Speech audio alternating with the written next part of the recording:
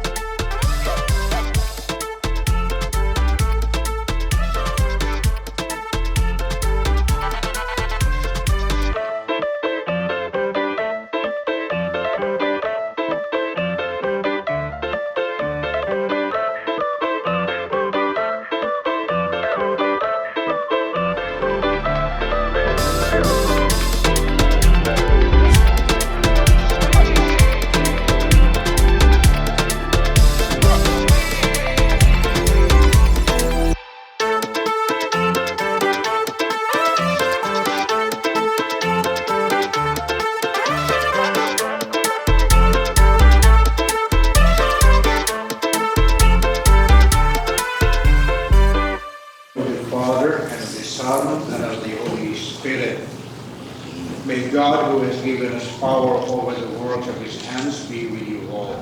Itong lugar na ito ay nagkakaskade yung gift mo, Vice, hindi lang sa Showtime na nationwide, but a very personal setup, no? We can come with each other, to each other, up close and personal, and it unwind. Ang prayer ko is to achieve our mission, our goal, to earn, and to make people happy.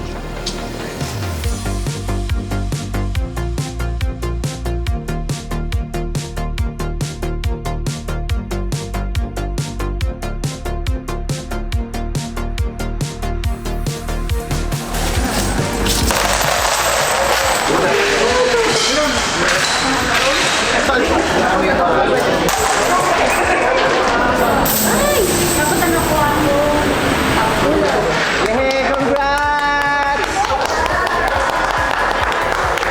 Congratulations! God bless us! God bless Vice Comedy Club! So yun naman lang people, it's August 1, 2024. Grand opening na ng Vice Comedy Club. So punta tayo doon. I-welcome natin ang mga tao, magpapasalamat at papatawan na rin tayo ng very, very light. Pero wala pa akong show. Pero sasampa ako sa stage para ma-happy naman sila. So, ang special guest ko para sa grand opening namin ay ang asawa ko. Kaya handang-handa na po siya. Pag grand opening ba ito? Kita-kita po tayo ng nabi. Ang grand opening siya. So, ayan. So, makita tayo ng babe. I'll see you in a bit. Pupunta din kasi mga Showtime hosts. Alright. So, anyway, it's been a month since we had a soft opening. So after 1 month, grand opening na. Sabi kasi nung Feng Shui master na nag-guide sa akin, best date daw to open the business ng August 1. At syempre, kailangan simulan na namin bago mag-ghost month. Dahil ang ghost month ay sa August 24. Paano 4? Basta may 4. Basta yun. So, unahan namin ng Ghost Month. So, nakaka-excite. So, di ba kami nag-grand opening, nakakaaliw na kasi ang ganda ng feedback ng mga tao, ang ganda ng mga comments sila, napapanood ko sa TikTok, nakikita ko yung mga comments sila, nababasa ko, happy sila, masarap daw ang food. Tapos, tuwang-tuwa sila. Magmula nung pumasok sila hanggang sa umuwi, masayang-masaya lang sila, tawa sila ng tawa. Worth it daw yung entrance nila to 250. Kasi nung soft opening namin, 250 lang yung namin, entrance fee. Kasi nga soft opening pa lang, may mga ngarag-ngarag, so nag-experiment pa kaya 250 lang. Pero after the grand opening 300 na ang entrance fee. Wow, ang laki ng tinaas, 50 pesos. So ayun, happy naman yung mga tao na nagpupunta. Ang haba ng pila lagi at yun lang din ang inirereklamo nila, mahaba daw ang pila, pero wala tayong magagawa dahil ang daming gusto makapasok at makapanood sa mga bakla at gusto maging masaya sa gabi. Ang haba-haba ng mga pila, pero that's a good problem. Ibig sabihin, ang daming excited na makapanood ng mga performance natin sa Vice Comedy Club. Kaya maraming salamat po sa mga nagtsatsagang pumila, sa mga nag-aabang, at pasensya na po kung natatagalan kayo dahil yun nga, ang dami-daming tao. Umaaga pa lang, minsan alas 6 pa lang ng gabi, punong-puno na yung club. Kaya thank you very much. Ang swerte-swerte natin, masyado tayong pinagpapala ng Panginoon. Thank you, Lord. Ang ganda-ganda ng panimula ng negosyo natin at sana magtuloy-tuloy para everybody happy. Okay? So ayun, let's go.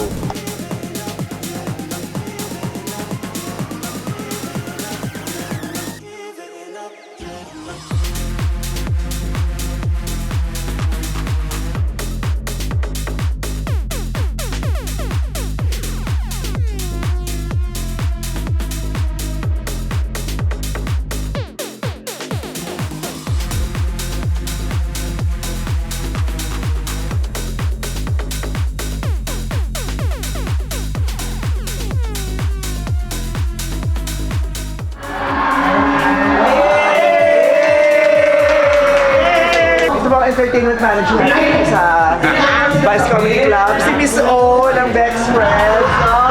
At ito na mga performance natin, mga mauhusay. Yeah! Hindi sila makita, nagtakpan sila lahat. Nasa-side view na ako. O, diba? Malakas ang mga performance. The first ever grand winner of Out Philippines. Oh, yes! Pero bago ang lahat, Manang, kuha mo muna kami ng As a performer natin, performer. Baka siya po namin nakapagbabae din dito. Ay, oo, kailangan Ay, si kasi. Pepe pala to! Pero kailangan kasi ganun pinili. Sabi ko si Pepe, isa sa mga superstars ko to. Ano, napakagaling bakla to. Mukha lang nananakit ng kapitbahay. Tari mo, the first ever transgender best actress in the Philippines. Iyami, Ang dami nagreklamo kasi ang dami pinapasok pero hindi na makaupo. Paano makakaupo? Nandito yung couch. Si Petit. Yung harapan namin, nabasag na yung salamin. Pero nagawa naman ng paraan. Si OG Diaz, batiin mo naman sila. I-chika mo na. Dali. Ay, hindi po si OG Diaz. Si Eko po yan. Hi guys! Tsaka syempre si Tat. Oh. Ayun, malaki pa naman yung catering na ano mo. Hindi sa kanya yan, performer yan. Hindi sa kanya. Ang dami ko hindi alam na nangyayari dito. Mamapahinga kasi ako, kaya ako muna maghuhugas. Maraming salamat. Ang laking pamor talaga. Kasi magkakaibigan kami, nagtulong-tulong kami dito talaga. Morgana, wala. Pang ano lang yan to, pang karaniwan niya ng outfit ko yan. Yes. Pang-abay sa kasal lang to. May stand-up comedian, may drag performers, at may magic. Pati magic naman siya. Ito muna, asa yung telepono. Ito nga. Ako may-ari, oh. Sorry. Oh, we're so excited. First day, kaya syempre pinapungsyoy natin ito. Ay, lumabas yung post. Siyempre kung may pong sabi Dragon Dance. Ayan!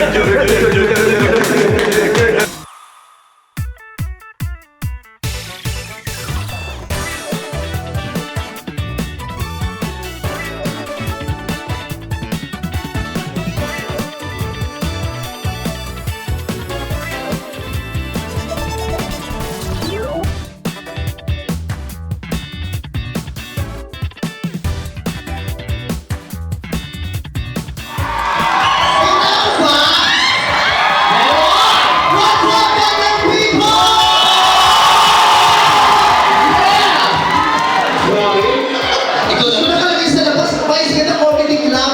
Ang next week naman ako, magpapatawa kayo. Sinasabi siya makakapag-magic kami. Baka na mukha mo. Uy, hindi mo, excuse me. Excuse. Expression yun. Bobo ka, yun ang impression. Impression yun. Nag-aral ako. Kaya ka nga nag-aaral, di ba? Kasi bobo ka. Mag-aaral ka ba? Parang alam na lahat. Nag-aaral ka ba?